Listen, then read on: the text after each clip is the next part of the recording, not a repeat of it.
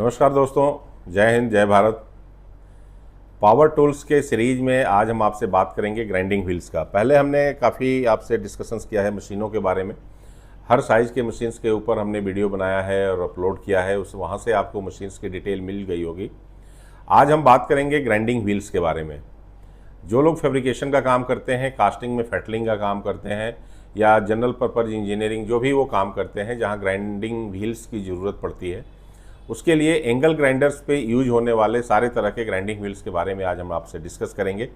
इसमें क्या क्या साइज़ के ग्राइंडिंग व्हील अवेलेबल है मार्केट में, कौन कौन सी मशीन इसके लिए अवेलेबल है और इनके आरपीएम्स का क्या मतलब है, हर मशीन्स का आरपीएम कम ज़्यादा क्यों होता है, व्हील के साइजेस क्या होते हैं और अलग अलग तरह के ब्रांड जो मार्केट में अवेलेबल है वो उसका क्या मतलब है, अलग अलग तरह की क्वालिटी जो मार्केट में अवेलेबल है उसका क्या मतलब है। तो इस तरह के एक कंप्लीट वीडियो आज हम आपके लिए बना रहे हैं ग्राइंडिंग व्हील्स के ऊपर। ये सेंट्रल डिप्रेस डीसी व्हील्स होंगे। जनरली इसको ग्राइंडिंग व्हील बोलते हैं मार्केट में। जब भी आप इस चीज़ को लेने के लिए जाते हैं तो डीसी व्हील या ग्राइंडिंग व्हील कह के आपको ये मिलेगा। तो चलते हैं, हम आगे बढ़ते हैं और आज इसके ऊपर एक कंप्लीट वीडियो बनाते हैं। जिन लोगों ने अभी हमारा चैनल राजेश राय लुधियाना सब्सक्राइब नहीं किया है, उनसे मेरी रिक्वेस्ट है कि आगे बढ़ने से पहले आप हमारे चैनल्स को सब्सक्राइब कर लीजिए और बेल आइकन पर ज़रूर क्लिक कीजिएगा, क्योंकि अगर आप बेल आइकन पर क्लिक नहीं करेंगे तो हमारे आने वाले अपकमिंग वीडियो की नोटिफिकेशंस आपको नहीं मिलेगा।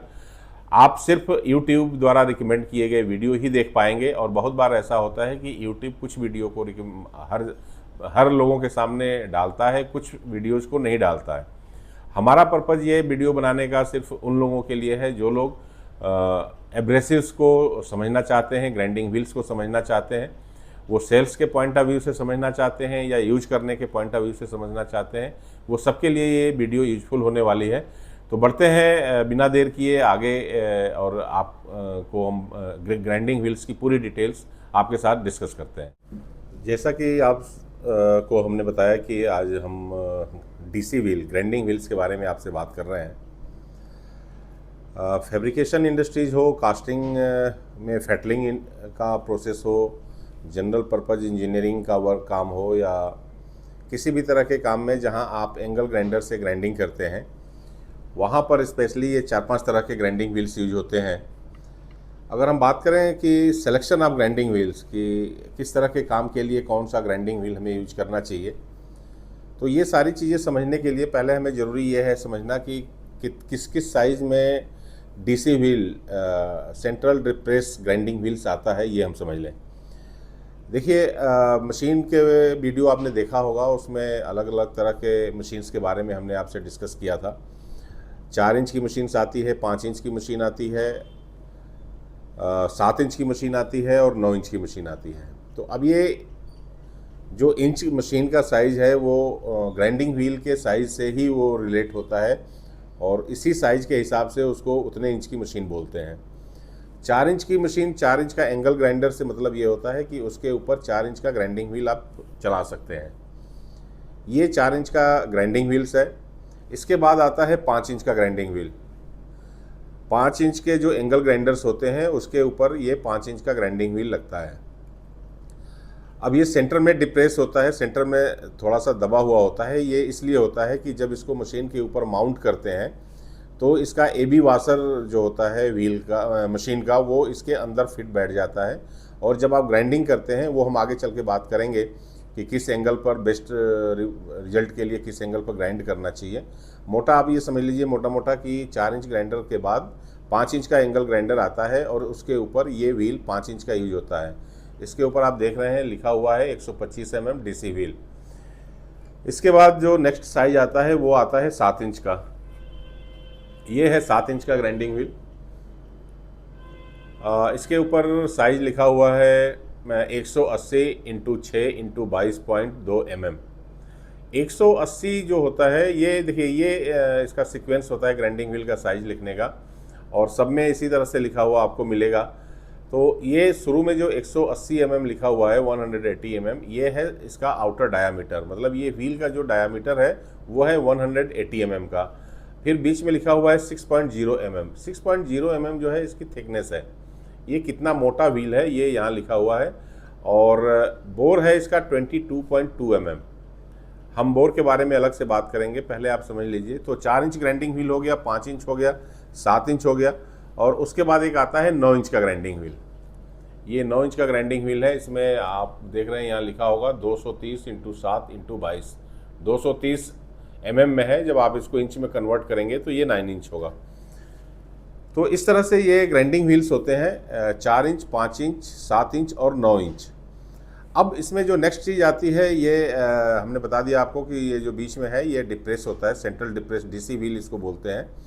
और ये इसलिए होता है कि मशीन का जो एबी वाशर है वो इसके अंदर फिट हो जाएगा, और जब आप ग्राइंडिंग करेंगे तो ये जो आपका वाशर है वो मेटल से टच नहीं होगा। तो ये चीज़ होती है। अब इसके बाद बात आती है कि कौन सा ग्राइंडिंग व्हील किस काम के लिए परफेक्ट है। देखिए, मेटल का कटिंग का और ग्राइंडिंग का एक नेचर होता है। अगर आपका ग्राइंडिंग मीडिया जो है, ग्राइंडिंग का जो मेटल है, वो जो जॉब है आपका, वो मेटल की हार्डनेस अगर ज़्यादा है तो आपको सॉफ्ट ग्राइंडिंग व्हील सेलेक्ट करना पड़ेगा। और अगर आपका मेटल सॉफ्ट है तो ग्राइंडिंग व्हील आपका हार्ड होना चाहिए। सबसे पहले 4 इंच, 5 इंच, 7 इंच और 9 इंच के साइज सिलेक्शंस की हम बात करें तो ये इसमें 2 फैक्टर होते हैं। एक तो ये है कि आपका जो ग्राइंडिंग एरिया है वो छोटी है या बड़ी है। अगर ग्राइंडिंग एरिया आपकी छोटी है तो आप 4 इंच के ग्राइंडिंग व्हील वहाँ यूज कर सकते हैं और आपका काम हो सकता है। इसी तरह ग्रेजुअली जैसे जैसे आपके ग्राइंडिंग एरिया बड़ी होती जाती है, आप 4 इंच के जगह पे 5 इंच, फिर 7 इंच या फिर 9 इंच आप यूज कर सकते हैं। इसके बाद जो तीसरा पॉइंट आता है वो ये है कि किस काम के लिए कौन सा ग्राइंडिंग व्हील लें। देखिए, जैसा मैं बताया आपको कि जॉब के हार्डनेस के हिसाब से ग्राइंडिंग व्हील आपको चूज करना चाहिए।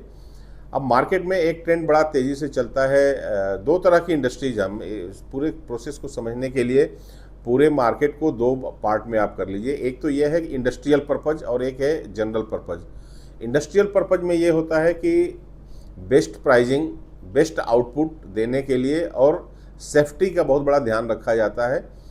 तो बेस्ट प्राइस, बेस्ट आउटपुट यानी बेस्ट क्वालिटी का व्हील हो, और उसका जो सेफ्टी पैरामीटर्स है वो सारे सेफ्टी पैरामीटर्स उसमें फुलफिल होते हों, क्योंकि ये काफ़ी हाई आरपीएम पर ये व्हील चलता है। तो ये सारी चीज़ों को ध्यान में रख करके हमें ग्राइंडिंग व्हील सेलेक्ट इंडस्ट्रीज करती हैं। दूसरा जो जनरल पर्पज़ ग्राइंडिंग व्हील, जैसे आप जहाँ ग्रेट ग्रिल बनवाते हैं या 1-2 व्हील की ज़रूरत पड़ती है, वहाँ पर बहुत ज़्यादा क्वालिटी का लोग ध्यान नहीं रखते हैं। हाँ, उसमें भी जो मार्केट में अवेलेबल क्वालिटी है उसमें से बेस्ट लोग लेने की कोशिश करते हैं। अब ग्राइंडिंग व्हील आपका अच्छा है या बुरा है ये समझने के लिए आप ये समझ लीजिए कि देखिए, बेसिकली क्या होता है कि ये ग्रेन्स हैं। ये जो ग्रेन है ये एक तरह से जो मीडिया है उसके छोटे छोटे दाने हैं, और इन दानों के आपस में जोड़ने के लिए जो बॉन्डिंग यूज की जाती है वो एक केमिकल होता है, वो लगा कर, वो उसमें डाल करके, और ये आपको कुछ धागे जैसी ये चीज़ दिख रही है, इसको बोलते हैं फैब्रिक। ये इसमें बहुत से व्हील्स के अंदर भी होता है एक लेयर और एक बाहर होता है। इसी तरह से ये सारे व्हील्स के अंदर ये फैब्रिक डला होना चाहिए, यही ग्रेन को बांध के रखता है। इसको समझने के लिए आप ऐसे समझिए कि जैसे आप छत की जब ढलाई करते हैं तो आप रेनफोर्समेंट करते हैं, अंदर सरिया डालते हैं। सरिये से जो आपका गिट्टी पत्थर है और सीमेंट है वो उसके साथ वो इंटैक्ट रहता है, जुड़ा रहता है, जल्दी वो टूट के निकलता नहीं है। किसी रीजन से अगर किसी कैविटी ग्रूव में ये ग्राइंडिंग व्हील फंस भी जाता है और टूट जाता है तो इस फैब्रिक की वजह से वो टूटा हुआ टुकड़ा बाहर नहीं निकलता है, इसके साथ इंटैक्ट रहता है। तो ये सेफ्टी के लिए लगाया जाता है। ये जो फैब्रिक है ये इसमें होना ज़रूरी है। बहुत से व्हील में, जैसे ये मेरे पास 2 व्हील हैं, इसमें आपको ये फैब्रिक नहीं दिख रहा है, इसमें दिख रहा है। इसमें फैब्रिक बेसिकली बीच में डाला हुआ है और ऊपर कोई फैब्रिक नहीं है। ये 1 फैब्रिक का व्हील है और ये 1.5 फैब्रिक का व्हील है। एक फैब्रिक इसके बीच में डला हुआ है और दूसरा ये ऊपर हाफ पोर्शन पर डला हुआ है। तो ये सेफ्टी के पॉइंट ऑफ व्यू से होता है ग्राइंडिंग व्हील में, और इसका कोई यूज नहीं होता है। तो इसमें जो मेन यूज है वो ये है कि ग्राइंडिंग व्हील में जो ग्रेन यूज किया गया है और इसको जोड़ने के लिए, ग्रेन्स को जोड़ने के लिए जो बॉन्डिंग यूज की गई है वो कैसी है। तो यही चीज़ बताती है कि ग्राइंडिंग व्हील की क्वालिटी कैसी आएगी।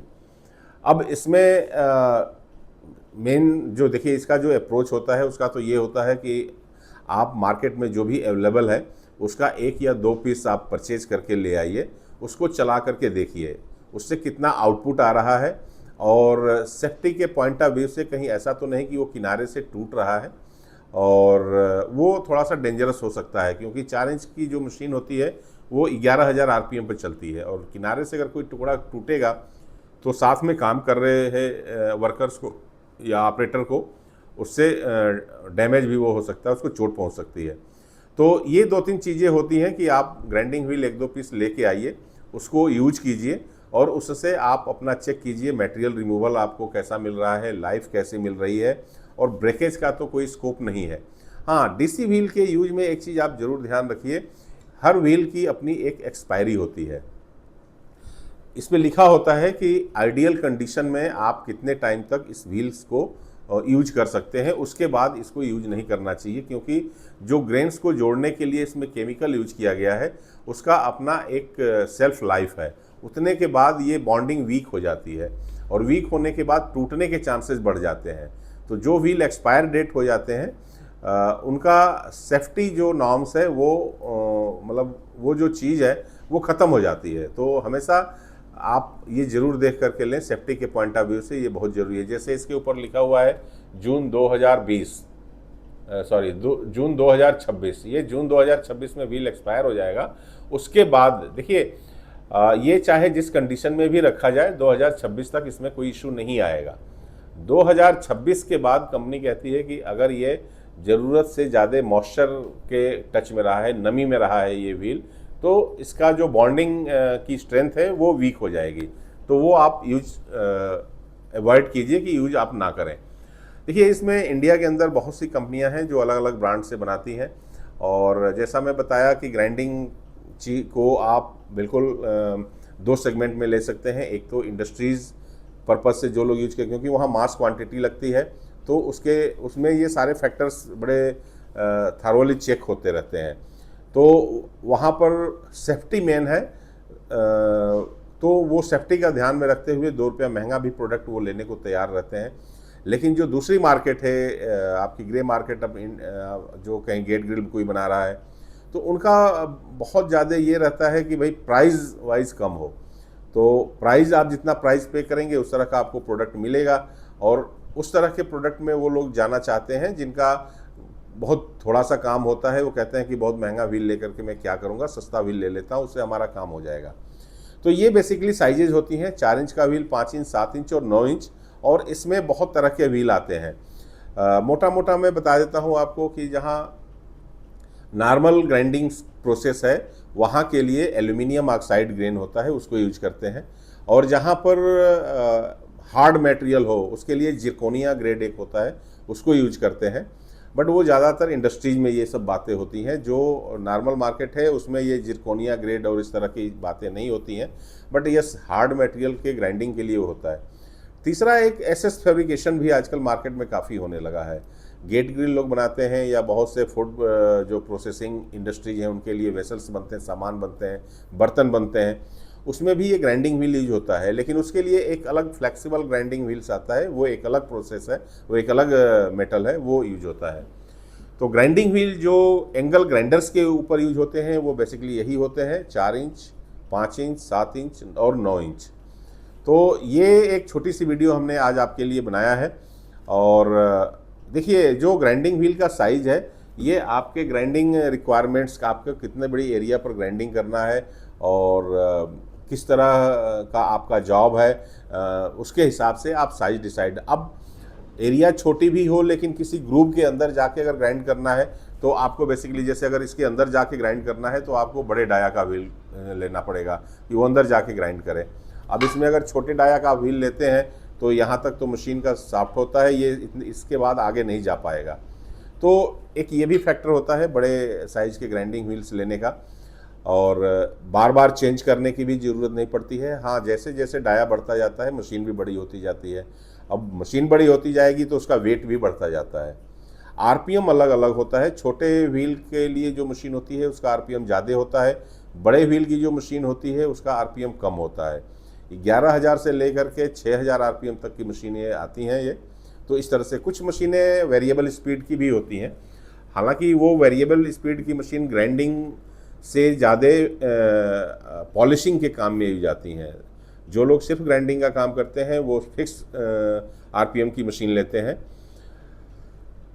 वैसे ग्राइंडिंग में जितना ही फास्ट आरपीएम होता है उतना ही मटेरियल की कटिंग ज़्यादा होती है, लेकिन उसके साथ साथ जो वेट और वाइब्रेशन है मशीन का बढ़ता जाता है। अगर 11,000 आरपीएम दे दिया जाए 9 इंच के व्हील में तो उसका जो वाइब्रेशन फैक्टर होगा वो बढ़ सकता है और व्हील के टूटने के चांसेस भी बढ़ जाएंगे, क्योंकि जो इसकी स्पीड है, अगर शाफ्ट की स्पीड अगर 11,000 कर दिया जाए तो इसका जो स्पीड है व्हील का ये बहुत ज़्यादा हो जाएगा, तो ये डेंजरस हो जाता है। उसके लिए वो एक टेक्निकल अलग चैप्टर है, वो उसमें पढ़ना पड़ेगा कि इसकी स्पीड कितनी रखनी चाहिए। बट मोटा मोटा आप ये समझ लीजिए कि जो इसकी मशीनें आती हैं वो फिक्स आरपीएम की आती हैं और साइज़ के हिसाब से हर मशीन का अपना आरपीएम अलग अलग होता है। तो ये है, आज हमने आपको बताया सारे तरह के ग्राइंडिंग व्हील्स के बारे में, और आप अपनी रिक्वायरमेंट के हिसाब से ग्राइंडिंग व्हील चूज कर सकते हैं। आपको ज़्यादातर आपका मटेरियल जो है वो ज़्यादा कितना हार्ड है और कितना सॉफ्ट है, मेन तो यही दो फैक्टर हैं, इसी के बेसिस पर ये सेलेक्ट होता है। तो दोस्तों ये रहा पूरा ग्राइंडिंग व्हील्स का डिटेल, और मैं उम्मीद करता हूं कि आज की इस वीडियो से आपको डीसी व्हील्स, जो एंगल ग्राइंडर्स पे यूज होने वाले ग्राइंडिंग व्हील्स है, इसकी पूरी जानकारी मिल गई होगी। इसमें अगर कोई चीज़, कोई पॉइंट ऐसा रह गया होगा जो मेरे ध्यान में नहीं आया और जिसके बारे में मैं आपको नहीं बता पाया हूं, तो आप ये पूरी वीडियो देखने के बाद आप एंड में हमारे कमेंट बॉक्स में जाकर के अपने सवाल कर सकते हैं। मैं नेक्स्ट अपने वीडियो में उसके ऊपर डिटेल वीडियो बना करके अपलोड करूंगा, और अगर आपके कोई ऐसे क्वेश्चंस होंगे जिसका मैं रिप्लाई टेक्स्ट मैसेज के माध्यम से कर सकता हूं तो मैं जा करके वहां कर दूंगा, और नहीं तो आगे हम आपके लिए एक कंप्लीट उस टॉपिक के ऊपर वीडियो बना करके अपलोड करेंगे। तो आज की वीडियो देखने के लिए आप सभी लोगों का बहुत बहुत धन्यवाद। जय हिंद, जय भारत।